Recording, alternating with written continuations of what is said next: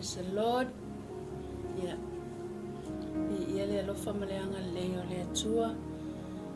Pena foiona tatonu fo ili nei mai ngore aso. Ia o maua pele soifo maua. Ia mele langi mamai so tato ainga. Amen. Le tino keriso. Ia.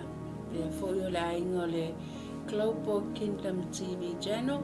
Ia e mese fo ia so tato ainga fo i so tato tulu i Samoa ia o lo whapena o na tato kai paanga whatasi ia le Remnant TV channel ia bi ia le atua whaftai ai le atua ia o no le neia wanoa ia matangofie ia o whai ai o na tato toi mafuta ia ilunga o le tato 𝚗𝚑𝚑𝗏 ia ua whaingoina o le whaungangana o le Malo Isaraelu.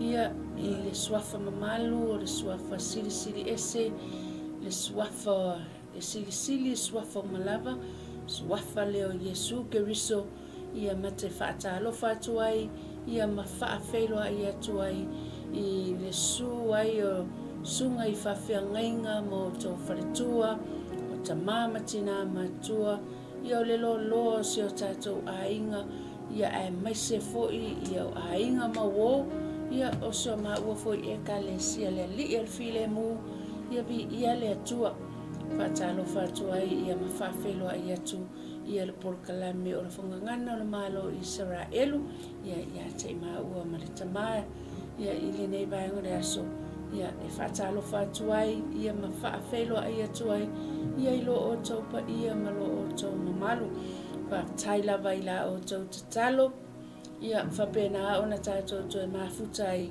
ia i lunga o le tātou 𝚗𝚑𝚑𝗏 pe o na iai le nei aso ia ai o lo o whapena o na manuia pea ia i maua ma le whanau ai mese foi o le awananga tari tonu foi ia o lo o vai lua tutusa i tātou i le alofa mai le atua ia le alau o tātou wheloa i le manuia whasoa mai e le atua ia e pei o nei ai ia tanga nei aso ia mese foi ia o le nei vaenga le aso whapitoa ia mole au nanga le whangana Malo Isaraelu pata lofa tu foi i paanga o le nei 𝚗𝚑𝚑𝗏 ia whea lava se mea o lo whapena o na e whaatanga ina ai foi ia le whaasoa ina o le upua le atua mese o le whaatala le ina o le whaasoa ina mese foi ia o pulenga sio manga lo whapena o na tato ia le 𝚗𝚑𝚑𝗏 ia mi ia le atua paftai lau talo mese o lau tapo inga ia ai ele i o ina atu i tato pe o na iai ia le tato mta upu papitoa lava le whaatalofa i le au na le atua tato CEO Pastor Mike ma le wharetua Sarah mese le nofo alo paftai ia o na o le avanoa whapena o na tatala ina ai le whaitoa ia o le Global Kingdom TV ia e whaonga ina e fui o maua tangata ia awa fui le whaasoa ina o le whiau o le tala le a Yesu Keriso ia ai le o ina atu ina atu lau au na le atua ia o la o saunia se talo ia e amata ina ai le tātou 𝚗𝚑𝚑𝗏 mātou vi ia oe lo mātou atua lo mātou tamai o le langi ia pa ia lava lo suafa e tatau ia te oe le vi inga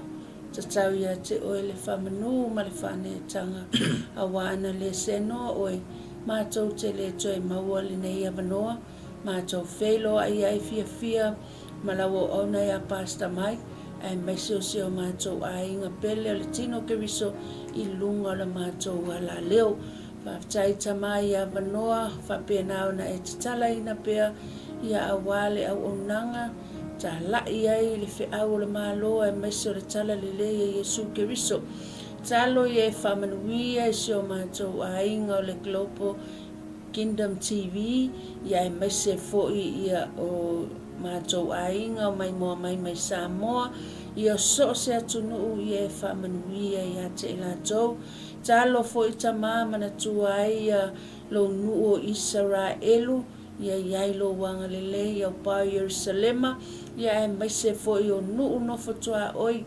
talo tama ia whapena o na leo ina ma ia saunga le muina o tangata nuu talo foi mana tua Heroline e maise o Vincent lato umalava o lo whaungaina i lato tono lo nu ia e leo ina i lato lo mato atua talo foi tu ina atu le au nanga le Faugagana le Malo Isaraelu ia i le nei vaenga o le aso ia te o anganga pa ia whapena o na efesoani mai talo foi o ai o whanua noa o na o malanga maliu maleoti ia i lau wha whananga wai foi o whapena o na ui ni mawhatianga o mai o le tino o oi o le atua whamalolo e te whamalolo mai pa i atu ia te i lato talo tamatu ina atu le ngā luenga le anganga o lau fio le amataina o le nei au nanga o ngā tonu se o fo ilo na whai wina ia whapena o na lue le mana o longa pa ia le amataina o ngā tonu se o le whai wina tama na le talo whamangalo se whale tonu i le mana o lo toto Yesu Keriso. Amen. Amen. Ia la mnoa nei ia la atu ina atu loa i le au na le atua. Ia le atua i le tatou pokalame fo nei vai aso ma lor sei fo maua manangi mama tatou tusi faitau o le lua no fo inga tupu e lua sifuru ma le lima o le no fo inga amasia ma lona whaato inano e toma o le Faugagana o le Malo Isaraelu i le fo i vai aso ia le atua o le ana tatou o i le tatou tusi faitau ia o le wheau i tau mori e le Faugagana ia mo i tatou umalava i le anei fo i vai aso wa to faina mo tatou porkalame o le ra sau le faitau le fe mo o fai poi fa solo tu ai le tatou tusi faitau o le Faugagana o le Malo Isaraelu i le nei tai au e se whaupunga e tau whai tu whaatasi le amatanga ia ai le i whaasolo atu le o ina le upore li o se wheau tā ua mo i tātou umalava whai mai e le o le lei o le amatanga a o le whai unga e le o le lei o le amatanga o le taita inga a le tupu le o amasia a o le whai uina o le unga o lana au nanga lana taita inga o lana no fo inga hape nane fe au tau mori al Faugagana e sa moa mane sira mai moa mal fa fonga mai tupu matamali ia misi foi o le au whainga ruenga pa ia le tuam so sto finga na tala fo tus pa ia e le o le amatanga o le ngataanga it's not the beginning but the end a o le vaenga mua nga o le si vaenga fa mai o le ustai e tau o na whai mai fatu e whai mai fatu i taimi umalava obedience must come from the heart at all time e tau o le ustai i le atua nanga e sei uma o whai tau da i o le tuspa i e wha manino ai le vaenga ne o le vaenga mua e o nona whi au tau mori wha mai e le leile le whaatino o tala ma upu nanga lo ustai o le whaatino o le ariari mai fafo o lo whaia rea o se mea whaire le tere o mana o e whai au e whaia o lo ustai o le subinga ngā ai whamaina i le vaenga na wane o le Faugagana o le tuspa ia mani tusi le ruano whai ngā tupu e le nei le ustai ariari mai fafo a o le atua e se le sila na wane atua i loto se sila na wane atua outward obedience is good but God always sees and looks at the heart. Ia na whai taura tira whai mua o whai pue wha. E lua se fulu ma le limo tau sanga o amasia. Ina o whai o ia matupu. O whai foi o ia matupu i Yerusalema i tau sanga e lua se fulu ma le iwa. O le ingoa lona tina o yo atana. O le Yerusalema ia. O whaia e ia le ami o tonu i luma o le alii, a ua le whaia ma le loto atoa. Ua mau le malo ia te ia, ona ia whasiotia lea o ana au auna, e na whasioti I lona tamā o le tupu. A ua le whasiotia la tau whanau, a ua whaia e pei o na tūsia I le tūla fono I le tusia mose, na poloa I ai le alii, ua whapea mai. A ua ne I whasiotia tamā e sui iai le whanau, a ua fo'i ne I whasiotia le whanau, e sui iai o lātou tamā, a ia 𝚟𝚑𝚙𝚢𝚅 le tangata, ma whasiotia o ia, ona o lana lava ngasala. E mua rua tolu ma le whare o whaitau. O le vaenga mua pe ngo whai atu. E le o le lei o le amatanga a o le whai unga. O le vaenga na nea whai mai o le amatanga le lei. O le amatanga le lei ma le whai mai na tupu le tangata leo amasia o le atari o yoasan. Na tupu ina walusfulu limon tausanga. E le pe o lon tamaa. Nana I titi li na valon tama o ave matupu. A o luasu lima tausanga o le tangata wa lava lona I loa o le malosi le tino ma fau ia ma le loto. O le vaenga e lua whai mai na ia whaia le ami o tonu I luma o le atua a e whaia ma le loto atoa.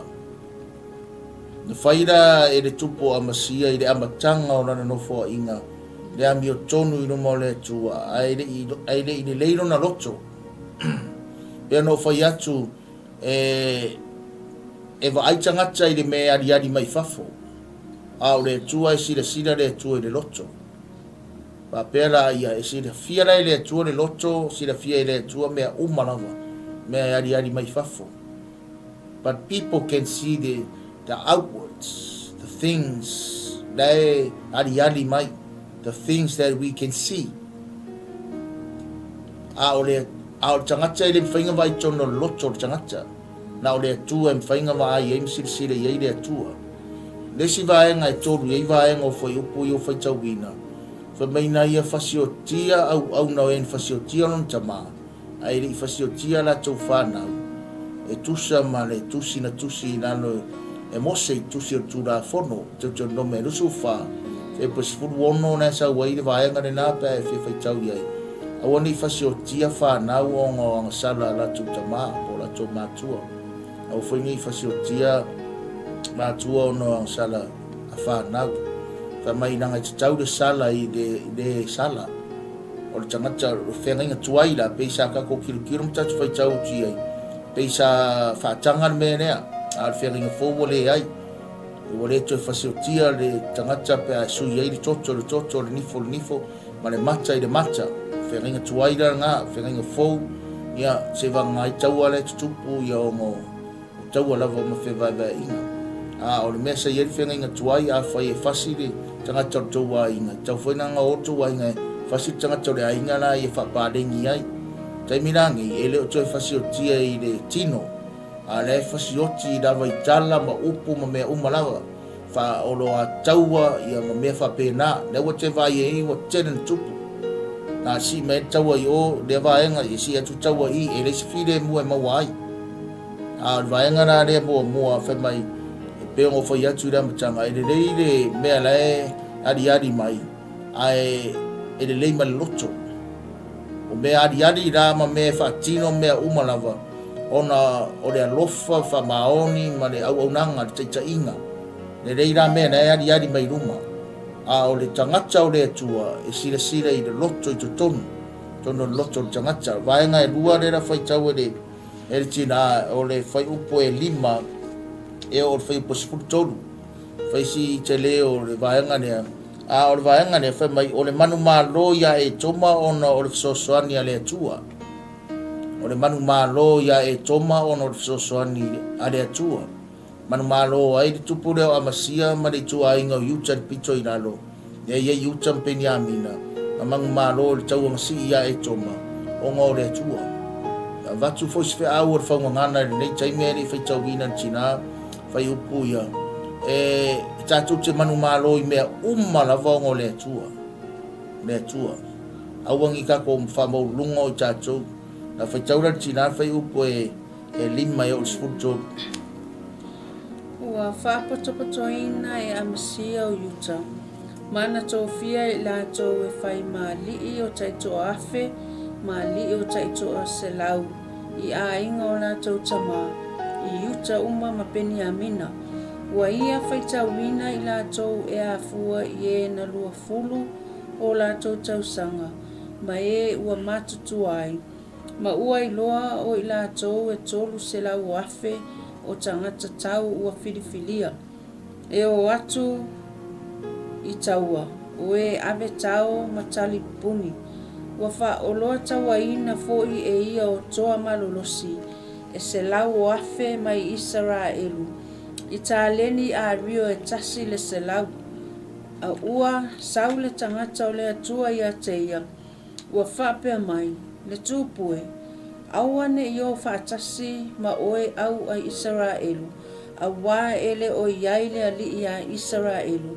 O le whanaunga uma ia e wharaima. Ai a whai e te alu lava oe. Ia whai o lea. Ia wha maa losi le taua. E wha tau tewa ina oe e le atua i luma oe ita mai. A wā o iai le maa losi. I le atua e fisoso ani ai. Ma wha tau tewa ina ai. Ona whapea mai leo amasia i le tangata o le atua.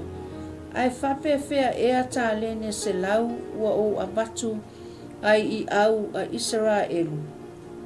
Ona tali atu lea o le tangata o le atua. E mawhaia ea lea lii ona foa i mai a te oe me sili lena. Ona vavae atu lea o i la atou e amasia.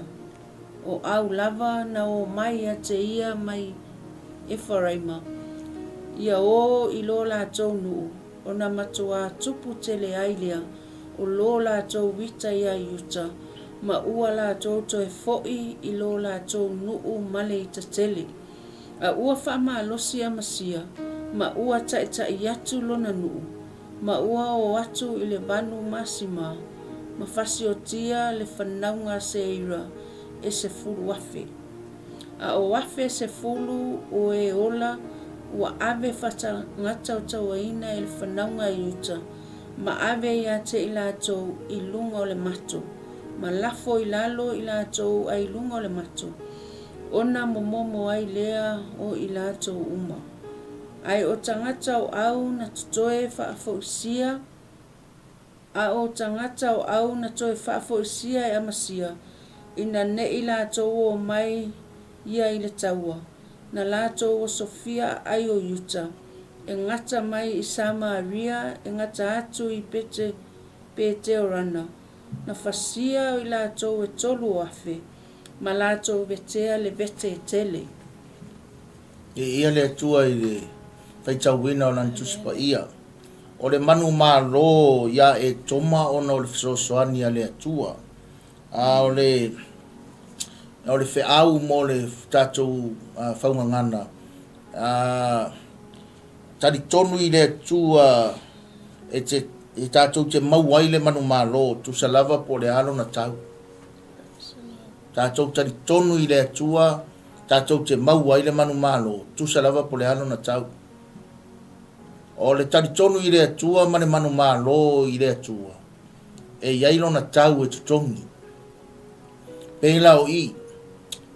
La saune si le taua na tapena loa e amasia ia fita a Isaraelu. Lalo pito i lalo yuta. Pa ingoa ina yuta na ngo Isaraelu piko i runga. Na tapena ia tangata malolosi, tamatane malolosi, toa malolosi. Tapena uma. Tapena loa uma tapena fita tau ale tu a ingo yuta peni amina. Ona averole io tāleni a rio e se lau. Fa tau mai ai fita mai lunga fulu pito i lunga. A sauru vai ngalona lua fa mai. Ona wina mai le ma sauru perfecta i le tupu amasia. E la pata i atu le tupu. Awar fa lango i pito i lunga. Awar fa lango i Isaraelu. Ai sea langa ile o iaile atu al pito i lunga. Le iaile atu al pito i lalo. O le wheau foi ar Faugagana mo tātou umalava. Fa matara tu spa ia whano le tangata e whaalangolango le tangata. Fa tangata mo na whaatuatuanga. A le whaatuatua ia i ova. E manu malo o i mea umalese me mativai e iai mea umalava. Pea tātou whaalangolango i le ri. Lea lau sau wheau al perfecta. Whaftaira i le vaenga le o le tau parusu man lima. No sta i le i tupo amasia. Na toi tu ina tu le na tu we o. Wa le nga fai atu fai mai le perfecta amasia au ka fana ngolango i le tu ai ngai lunga Isaraelu o ngai le ia ile tua. No winga na le ma ngai i or mea. Kusa po le a le to tele per tola iti. A fa pe la ia ile tua. Si di mama wa ku nga ngai do le ko akele ai le ia ile tua. Pe ko la iki fo ia ile tua. Fa mai no nei o amasia i perfecta. A fa fetu pe walu, fa fe a rio tale ni a rio i walu. Fa mai no nei o le tala le perfecta. A fio mai le tua e fa tele le tua lo tamau ainga. E si di atu i tale ni a rio ngai se lau. Pe a fai o le ngai aki o le tua. Fa pe ngafo se fe au mo tatou. A fai le ati tatou le tua. O tātou tangata tamau a inga. A whai ere o iai lea tua. Nanga le whai mei nonei o le perfecta. Nanga o lea tua nga ki wha te leina mea. O lea tua whinga ki wha ikikia mea. O lea tua na te tau wha teva ina. O lea tua whoi na te wha manu malo ina. Na te fisoso ani. O lea tua la o lea tua o mea umalava. The God that we are serving or believing or trusting is the God of everything. O le tua e ou le tamau a inga ma mea umalava. Mai la ia o le isi vaenga nea whamai o na manu malo leo iuta ia e toma ona o lea tua. Ona o lea tua. Judah defeated Edom because of God, not because of Judah, not because of Amasia, not because of these people, but it is because of God. O lea tua tātou te manu malo ai, o lea tua tātou te tamau a inga ai, o lea tua tātou te mau ai mea umanava, whaalango la wha moe tātou i lea tua, male fisosoani a lea tua, tātou te manu malo ai. Vaenga e tolu o vaenga ne o le whai upa sifuru fasu, 5 mani sifuru wono, e la whai tau tina, o le mea tau o le whaia ina wha lea nganga. Whaia ina wha lea nganga, wha tua tuare manu malo, au o whaia ina wha lea nganga, le tupure a masia, ma le tu a inga e iai lea tua. Se whai tau la whai upu e tolu pia i seare me o tupu. Ua toi fōi mai a masia nai le whasinga o tangata o e toma. O na au mai le ia o atua o le whanaunga se ewa. Ma ua whātu wina e whai mōna atua. Ma ifo atu i o la tau luma. Ma whaamu mea manongi a te ila tau. O na tupu leo le toa sao le ali ia a masia. Wa au wina atua i fo ia ia o le perfecta ia te ia. Ma ua whape atu ia te ia. Se ale mea ua e sa ili ai ia tua o le nuu. Ua le mawhai o na la vea ilo la tau nuu ailo 5. O loo tau tala atu o ia te ia. O na whaapea mai leo le tupu ia te ia. Wa tōwhia ea oe e se tasi o le au whai pule le tupu. So ia hia oe. Se ale mea ua e whasia ai oe. O na tu ua ai lea le perfecta. A ua whaapea atu. Ua owi loa ua fina ngalo le atua ia whano oe. Ina ua e whaia le nei mea. Ma ua e le whaalongo i lau whatonunga. O le whaia ina whaalea nganga po le to ilalo popo whaalea nganga. Whatoa uma tu lava le manu malo i le taua. A ua sau ai le whaia ina ma le to ilalo. Ma fua mai o le mea mua neng whai tau whai mai. Ua maa e au le whaatu ilalo ino e toma. O na au mai ai le au e amasia o tupua o se ira. Pa mai wa au mai wa ifo iai, ma tapua iai, matari tonu i ai. Wa mai atua no ese. Pa mai no e o ngā latu leo le perfecta fa mai. Se a e le mea wa e tari tonu ai ma e ifo ai. O le whiau ngā mai le atua. I atua o nuu na e manu malo ai. O nuu matangata na le mawhai e lato watuanga o ngā lawe ai i lato.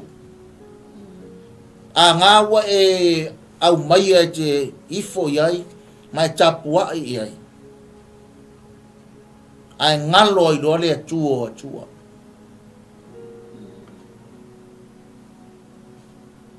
O le mea nai iai, wa whaasa o atu e le perofetara de tupo amasia, ai le whaalongo, le usitai.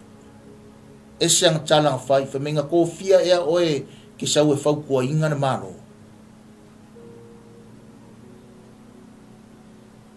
O le mafua angana na lai o na o mai le to ilalo ma le whaia ina i le whaarea nganga. Ai sea wa se le me tari tonu iai. Se le me ave iai non tari tonunga. Se le me au ne iai, se le me ifo iai. Te le tangata whapenga i le taimiri nei. E fōringa mai o la lava e okay ma fōringa mai o la lava e le reina tō. Au o makwako i lalo popo a mawhaia ina i le tū whaarea nganga. Nā metare tu spa ia o lea tū o lea nganga lava ia. O e tapua i atu i ate ia. E te tau ana tapua i atu i lea nganga ma le wha maoni. Nā ngā rosa iri mai lea tū o le tangata e tapua i atu i ate ia i lea nganga ma le wha maoni. Te le a fianga o yuta ma tangata o yuta ma fua mai wa maka o ngā se le whai unga o le nofua inga amasia. Ma fua mai sia o ngai aingai wā e ngai whai mai o le wha manu ia ina o le tangata e a vea ma me wha maua lunga ina airo na loto. O le wha manu ia ina o le tupu leo amasia ma le manu malo le tupu leo amasia mai le taua ma e toma. Na wha maua lunga airo na loto. Ma le lei eiro na loto. Pape nā le tangata, a le whaungangana le Malo Isaraelu ma le upua le atua.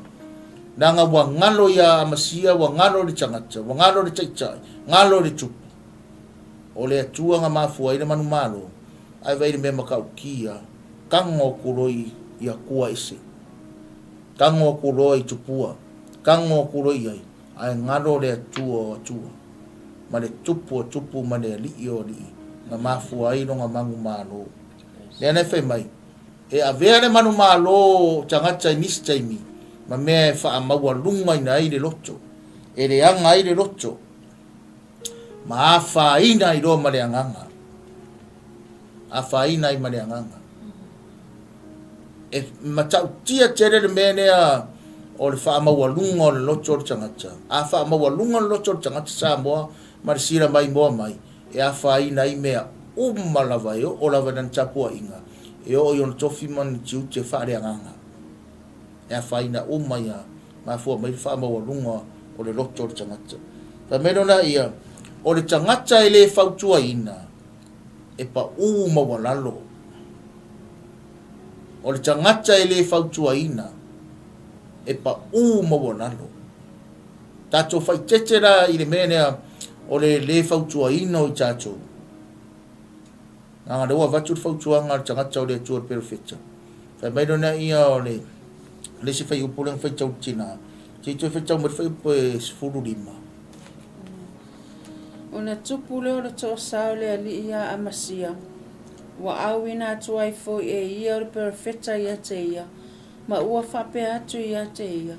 Se ale mea ua e sa ili ai ia tua o le nuu, wa le mawhai o na la vea i lo la tau nuu ai lo lima.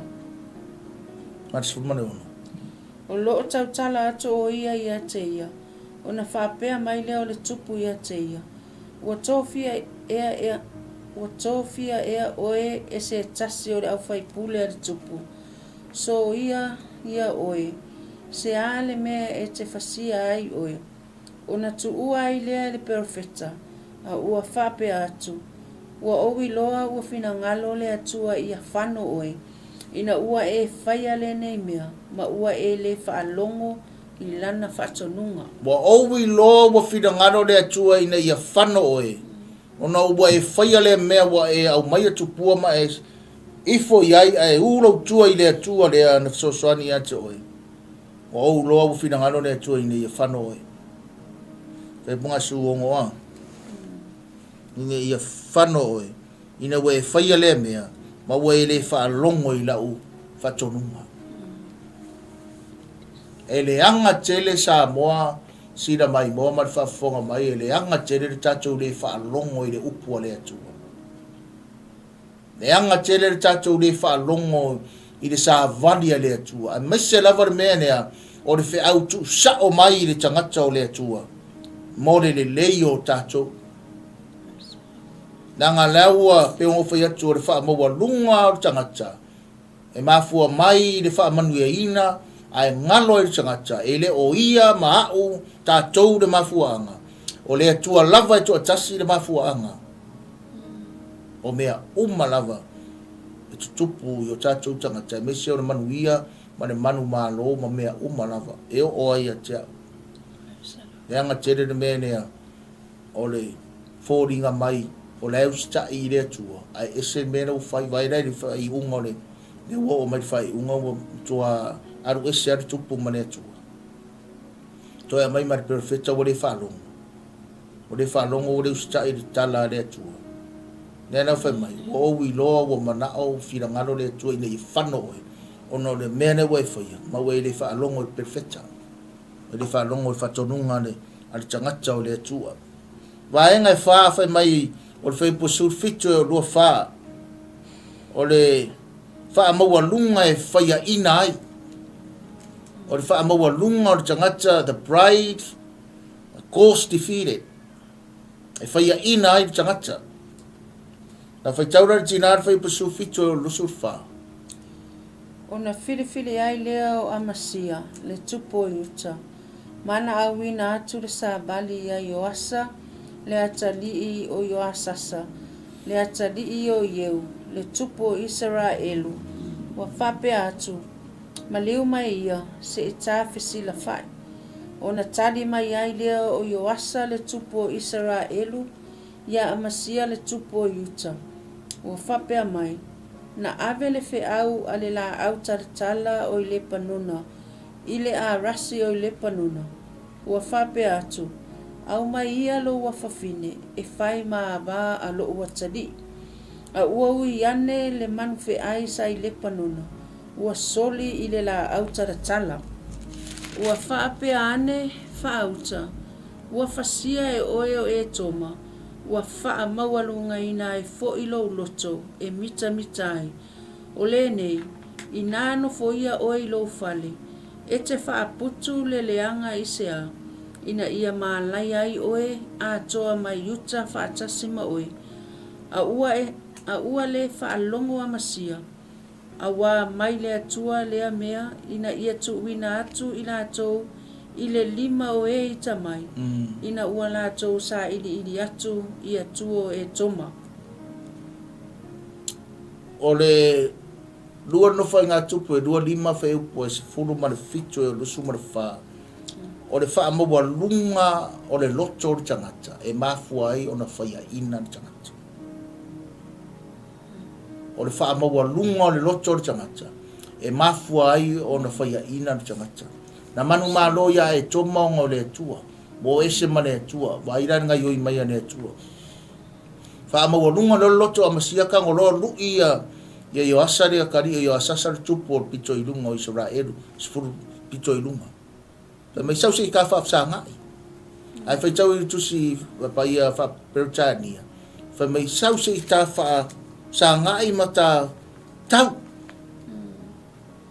Sau si mai sau tau a vakula o tau. Sau ta tau. Ma vai o i uso ma inga ma toto ma ano ma iwi wa si kau i tangata wha mawarunga. Ai whai atu le ave a i runga i Ioasa tu ne tari o asasa. Ne tari o ieu. Pito i runga. Ai tani mai whata oto. kari mai fa ocho ngane ni yang fa chau China mai furvalu se ko fa chau furvalu ona tali mai ai leo yo asa le tupo Isaraelu ia amasia le tupo yuta ua whapea mai na ave le wheau ale la au taratala o le panona i le a rasi o le panona ua whapea atu au mai ia lo ua whawhine e whai maa ba a lo ua tali a ua ui ane le manu wheai sa i le panona ua soli i le la au taratala ya mai wa ave mai le wheau la au taratala i le la au le a rasi la au taratala o ngā me whingane pe wha ngā kupu i lalo ale a rasi e mawalunga mai roa kari i se ngofa mana o whinge a sa o ngangana mea e mai ua whapea atu au mai ia lo ua whawhine se i whai maa vāro ua tarii ai ui angen mang wheai kua sori pala lau taratala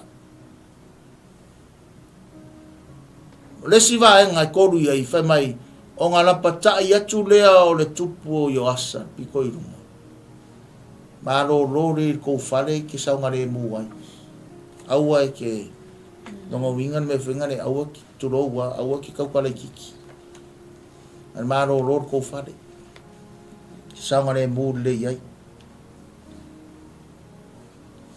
ai le falo mo le usika ia o nga ngai si fai upungang fai chau ke lo por fai fai mai or finga ngalo le atua se va ai re ia ire me kupu fa mo longa kupu e le fa longo kupu e le usikai anga nga faia le mene or sa makupua ai fa longo i talar perfecta ma se mangu ai fa sa wina ine atua ke le meu serang meu fai wale fa longo wale usikai o fia poco fo changa chau le atua o fia poto de perfecta perfecta changa chau le atua o mai fe au wale atua ye ka ku fai keke foi au tatou te fia fa maurununga i changa chau le atua ne ai ele lei na tatou fa maurunga i istanga a tatou fa maurunga changa chau le atua ka fa maurunga i le fe au wale atua ma le atua so ka ko alo ese ma mene na ngane na o fi ngaro le atua se va aira e mo changa cha fa maurunga ne na sa wo i fa mai o le maf o le mena kupu wa fa solo ko amala ko le unga o le tupu le amasia o le mena tupu le fa longo ma le ustai man le fa maulunga changa chore tu o fa maulunga na vane o changa cha i le tu wa ko e kang ko e lu yo uso mo ya inga koko ma ang mai e mai fo ye lap cha inga e mai ye fa cha oto i lau cha tala mane aras ma ko era paka i mai yar tupu yosa se amasia se kuia o winga nga kuia malo lo le have a rest stay home and have a rest peace in your heart e ke mangui ai re ai ya va ai re ai ra kupura re o me nang tupu ai fa mai nang fa chau china o fa re anga inga re pa Yerusalem fa se rau ku pikare umir me fa re anga inga o le si mea nga whare anga inga i whamai wa ave ese ai o loa e le ngata mai le whale o le atua ma le whale o le tupu wa ave ese ai o le wha maua lunga na roto o tangata e le anga i mea ma le ai engi mea whamai pride brings distractions o le wha maua lunga roto o tangata sa moa marsila mai moa mai whamai e le anga i mea e wha le anga mea tāne ngā mea mora tangata wha maurunga loto. Sao? Ngai ke sira fia o leo ke iloa. E le se sere upo le atua le Faugagana o le Malo Isaraelu ngi aso. Le ngata i ngare lea ngai mea. Ai rea yengi mea. E awa i sea i mea. Ngau mai are au tau o piko i lunga. Fasi make piko i lalo i 𝚗𝗚𝗏𝗡𝗏𝗏. Whareanga re pā. Awa ese ma o loa tāua. Auro ma rio na saua i pore atu ava ese ai va ai akula i se mea wale ai se mea vai vai akula si tangata po se ainga po se nuu po se malo wale ai se mea wale ai se atua whamaurunga loto tangata usiria kunga ia i rea tua. Vaenga muri o le 25 o lusu marevalu. O le unga na iu i tupu leo amasia. Na whaitaura ni tina wha mone 25 e o le 2 Se fulu male limo tausanga na o lai amasia le atali o yoasa le tupu o yuta. Talu o na mabae o na oti o yoasa le atali o yoasasa le tupu o Isaraelu. O toe o mea na whaia e amasia. O mea mua ma mea muli. Whaauta.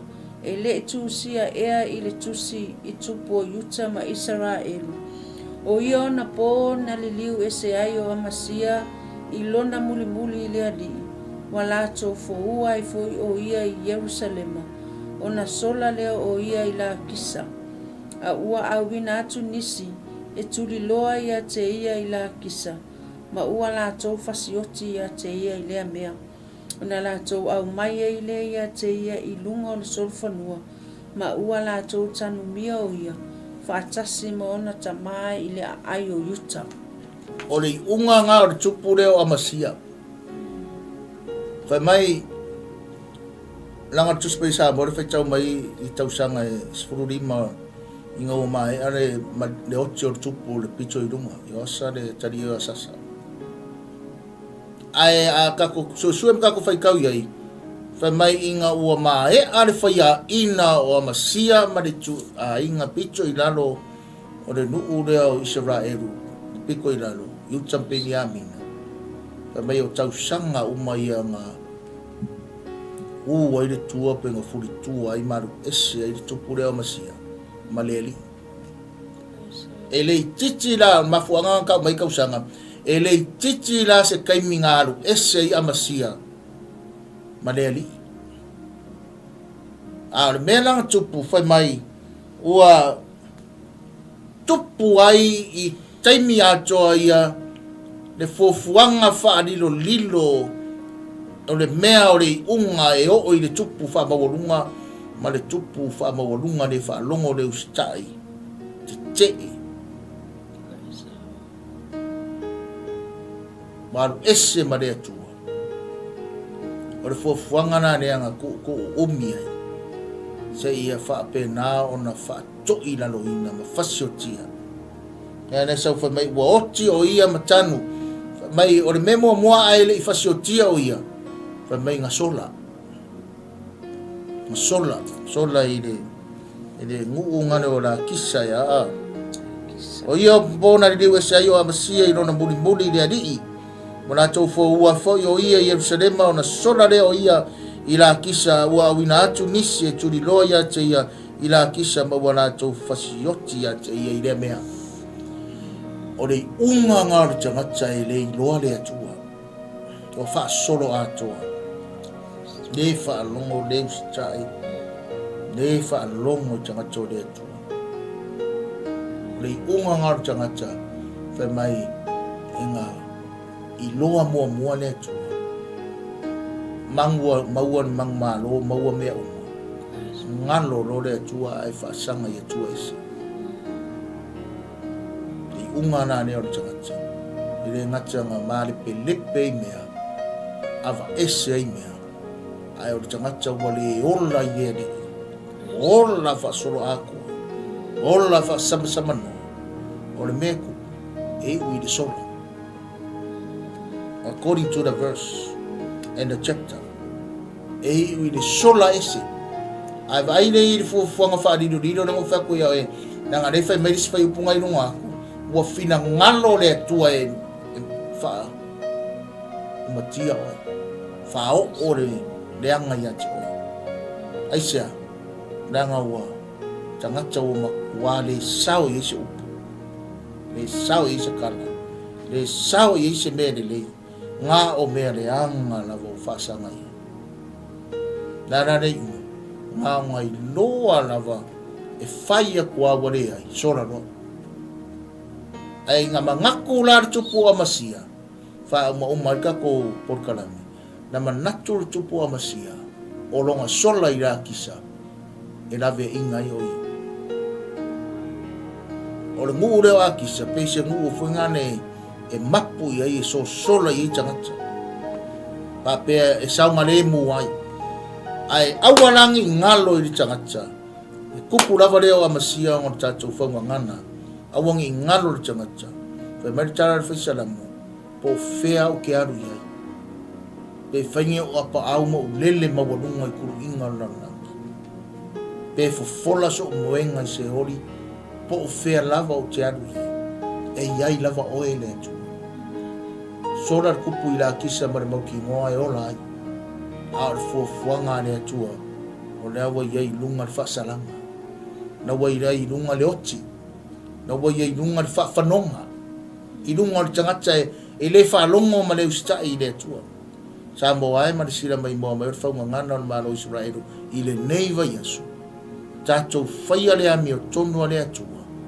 tatou sitai i le atua i ngā ruenga tatou te whaia tatou tala e whaatino i tatou upu matala ma mea tatou te tau tino ai ma ia sa o tatou loto ia ma o tatou loto ia loto a lofa moni o tatou loto ia wha maoni o tatou loto langa i sila le atua i le loto o tangata le loto o tangata a whai reke mai moa mai mai whafonga mai sila mai moa mai i le nei vaenga o le aso le aso te so atu o le upu o le atua e a wala i le Faugagana o le Malo Isaraelu to sia kiane oe sia kiane au tatou umanawa o iai se mea o le usita iai i le atua o iai se mea o le whaamaoni ai i le atua o iai se mea le ato toa ai lo loto i le atua o le alava toa i ngata iai oe mau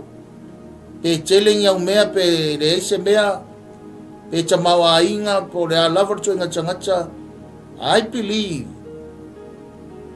the Lord our God will never look at that outward appearance of a person, but he always looks, he always sees the innermost, the fatu e whai se mea. Nanga po le amane ane le lei le tamawa inga ma mea umana wadi tangata. Ai ale saolo na loto i le atua. Nga ai a fio mai le atua. A tatu tadia le atua, tadia le nganga pa io le atua, tadia Yesu e whai marino whaola i o tatu so i fua mo tatu wola. Whai maina i o le manuia o le mea alofa ma le ola i whawa le atua. Lai tau muri a te tatu. A whai kako ke le karikongu i le atua ma nga upuma, ngā ruenga le nganga pa ia mese, le tari tonu le whaola tanga na whai a Yesu. Mai la lai muri mea le toa sao le atua i a tatu. Whai le nei vaenga o le aso ma, vaenga i te mafau tatu mafau le muai. Nea ea le winga o le tala le atua. Nea ea le winga o le lave a ia le atua, le tongi ola le atua. Ea wala ia Yesu ke riso. Le alofa leo le atua, ngā mata mai lava di whenga inga tuai le i Faugagana o le Malo Isaraelu. Se ia o mai a te tātou Isaraelu whaalea nganga. Tangata whaalea nganga o le atua, le nuu pa ia o le atua. Tātou taria Yesu e whai mari in whaola. Le li ie le atua mātou whawhatai e te oilau upu. Le li ie o le tangata lava ia o whafo. A o e te sira i o mātou loto. Whaamanuia so se sā moa o mai moa mai. I le nei vaenga le li ie o le aso. Whaamanuia i mātou umalava.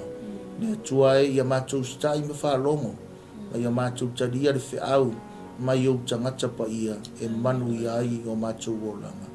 Whaamangalo so mātou se ia te oere vi ingai whaavavau Yesu le rei. Amen e ma amen. Lofa tere atu tātou whaido ai fōi. Ia i lisi tātou polokalame i taimi o iluma.